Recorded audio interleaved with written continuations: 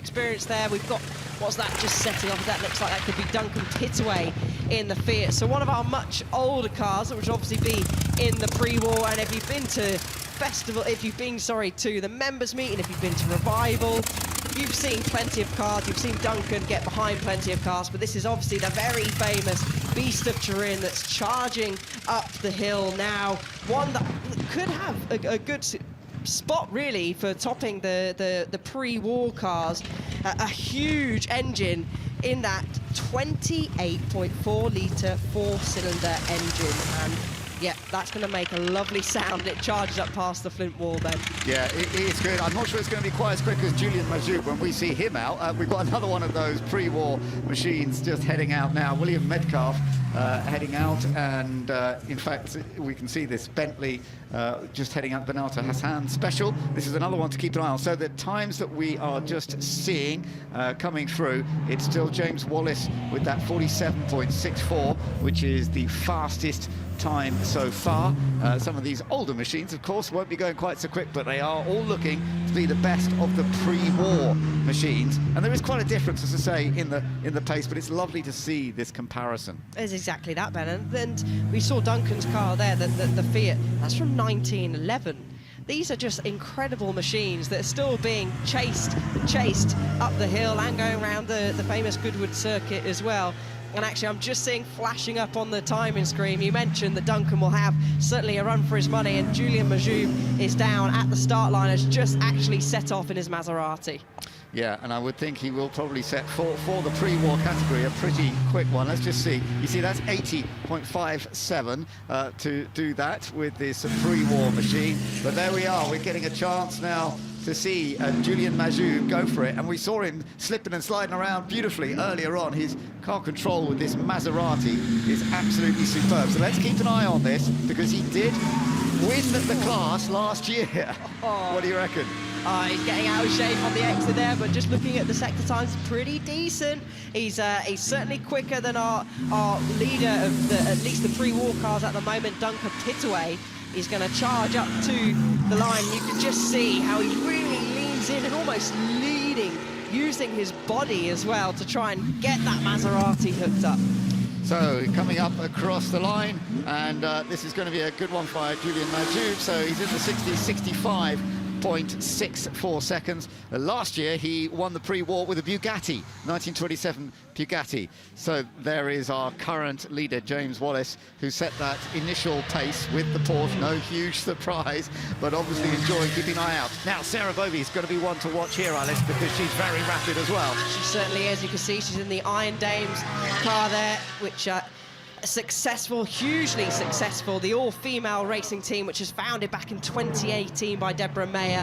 They compete in the likes of the FIA World Endurance Championship, IMSA, European and Asian Le Mans Series, and of course made history back in 2023 when Michelle Gatting, Sarah Bovey, who's at the wheel now, Rahel Frey, made history as the first all-female crew to win an FIA World Endurance race. So she's going to go across the line shortly, Ben. Yeah, let's have a look at the line. A little bit difficult to get the vision right just up there. It almost looks as though she had to back off a little bit. I don't know. But it's just across the line, a little bit slower. So she does it in, let's have a look at the clock hasn't quite stopped yet. That's quite right there. Surely it was, it says a 53.8. It looked quicker to me than that, but never mind. The first part of the section was actually pretty rapid, but not quite as quick as James Wallace yet. But we will keep an eye on Sarah Bovey. She took a win in LMGT3 earlier this year, Catalonia with Porsche, with Michelle Gatting as well, and so we'll see how she gets on. Now Laurent Hogan is next up, and we've got the Alpine, and Laurent has competed with the Alpine quite a few times. This is another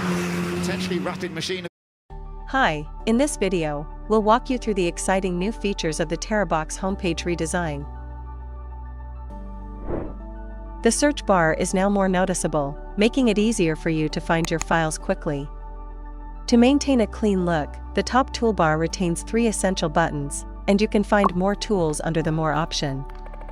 The bottom buttons have been refined to only include core tabs: Home, Files, and Share. We've upgraded our colors and icons for a cleaner, more attractive interface. You can still find IM and transfer list options conveniently located in the upper right corner. If you found this video helpful, Don't forget to like, subscribe, and hit that notification bell for more great tips. Join us as we explore these enhancements to improve your TerraBox experience.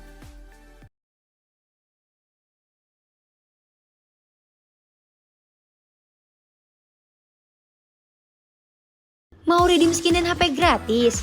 Gampang! Caranya, download aplikasi ShopeePay, klik logo Free Fire, selesaikan misi setiap hari dan klaim poinnya.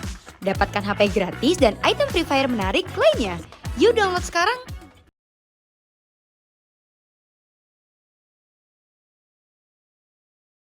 Going to put through his paces there. It's modified World Rally Cross, built specifically, and they say, for smashing records. Whether they're going to smash the record over this weekend up the hill, of course, set by Max Chilton, but they're going to give it a good go. And looking at the moment, he's already up. Yeah, we can see from the colours on the screen that he's fastest in the sectors so far. You're riding on board with Scott Speed, a man who raced in Formula One and then switched to going into Rallycross and becoming a Rallycross champion. He was second at the Festival of Speed shootout last year. Is he going to be able to come across the line with the fastest time so far today? It's going to be close, across the line, and it looks as though 47.65, really? That's 100th of a second slower, isn't it? It is, it is. It's so close. And just behind, another super fast is Romain Dumas, who's going to come steaming up behind in the Ford Super Truck. There we go. Last year's winner of going up the hill here. So this is going to be another contender when we come to Sunday for the fastest car up the hill. Across the line, Ben. Oh, and he's done a 44. It says 44.09. That is rapid, and that is very much the fastest of the day so far. It's not quite as fast as the pace he set in the final yet last year, but I have to say, on the Saturday, for example, he wasn't going quite so quick. He was in the 45s then, so that's amazing. Another one to keep an eye on here, Jake Hill with the Holden Commodore. A BTCC champion in 2024. We're riding on board with him as well. Quick, slick gear changes. No major corrections for him behind the wheel. He had 8 wins in touring cars on his way to the championship.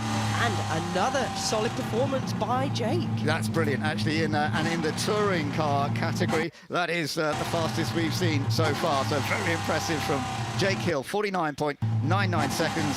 As you say, the British touring car champion. Man who's had eight wins, and Brands Hatch earlier this year had a victory that went well. He recently been racing a Ferrari, funnily enough, so he's mixing up his career, driving all sorts of things, but lovely to see. But, well, some amazing times being set, and we are enjoying seeing the speed that Scott Speed did as well, of course. He was did that 47.39, but that fastest time of Romain Dumas so far, 44.09.